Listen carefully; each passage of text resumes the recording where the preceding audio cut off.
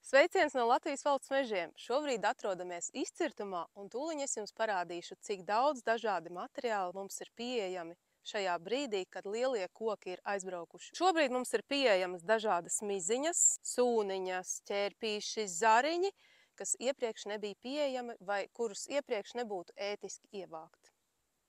Es redzu, ir iestādītas vesela rinda ar mazām jaunām priedītēm. Te, kur atrodas lielās mizas, kas mums ir lieliem gabaliem. Un no šīm mizām top ziemas ainavu darbnīca.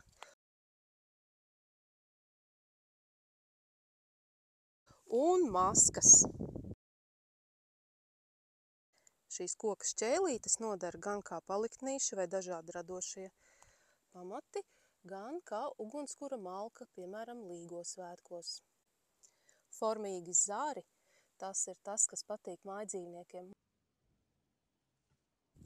Sūnas ir lielisks materiāls, kurā ļoti patīk iekārtoties grauzējiem, žurciņām un kāmīšiem.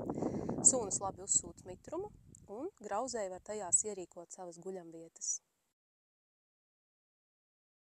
Zvaigžņveida kladīne ir ļoti skaists iepakojuma materiāls, ja mēs noformējam mākslinieku un amatnieku darbus.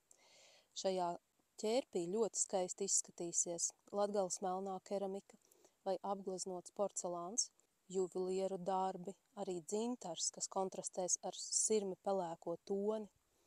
Tāpēc droši varat izmantot, likums netiek pārkāpts, un maziņš noslēpums. Zvaigžņveida kladīnu var izmantot atkārtoti